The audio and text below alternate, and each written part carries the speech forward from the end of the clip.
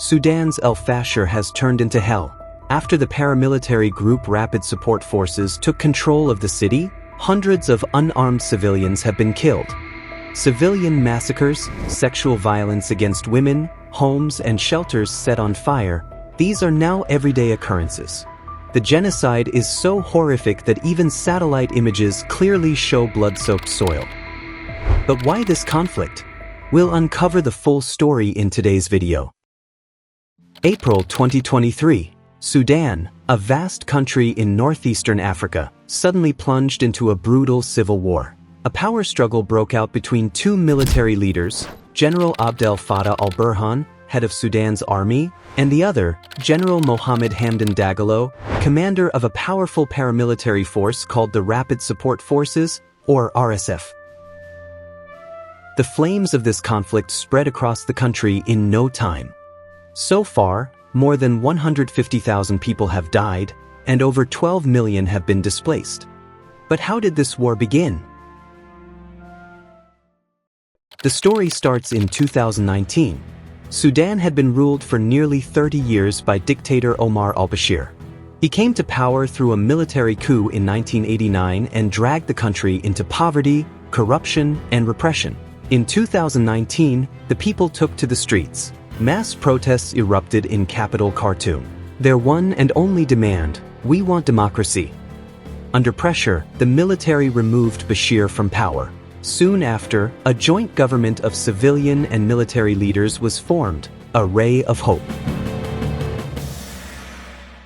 But in October 2021, that government was overthrown in yet another military coup. Behind it were Army Chief General al-Burhan and RSF head General Dagalo.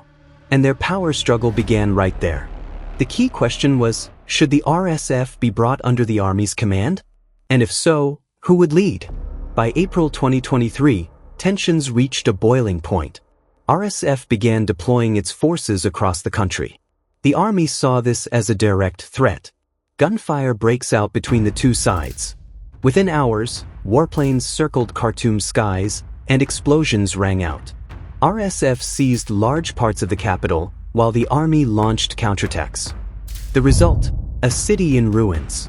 Buildings burned, hospitals collapsed, the international airport was destroyed.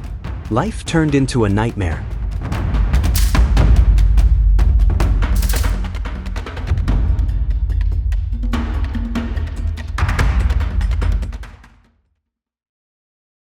By late 2023, the war spread west, to the Darfur region. A place once scarred by genocide, Darfur began to bleed again. The army's last stronghold in Darfur was the city of El-Fasher. RSF had surrounded it for 18 months, and just last week, they took control. And from that moment, mass killings began. To prevent escape, RSF had already cut off food supplies to the city and built earthen walls so no one could flee. That soil is now soaked in human blood. Sudan is now a divided state. The army controls the southeastern region and the Red Sea coast. Their base is now in Port Sudan. Meanwhile, RSF holds vast areas of Darfur and Kordofan provinces. But this isn't just a power struggle. There's a bigger reason behind it: gold. Both sides are desperate to control the gold mines, and most of Sudan's major mines are already under RSF control. That gold is being shipped to the United Arab Emirates, and in return, weapons are coming in. Besides the UAE, RSF is backed by Libyan General Haftar. On the other hand, the army is supported by Egypt.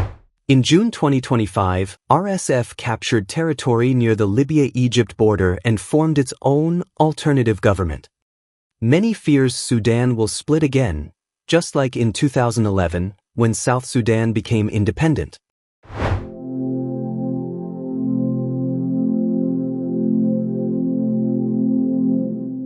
Today, the condition of Sudan's people is unimaginable.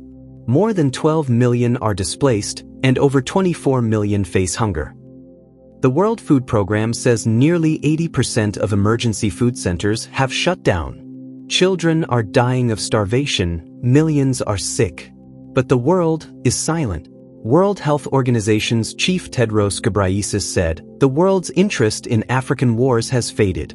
I believe racial bias is at play. This is a forgotten war, where no one is watching, no one is listening."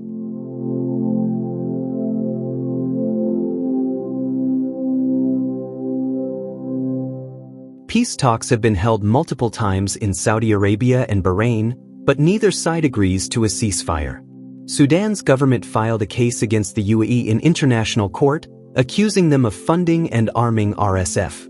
But the court said it has no jurisdiction. Amnesty International stated, "The world's response has been shockingly weak.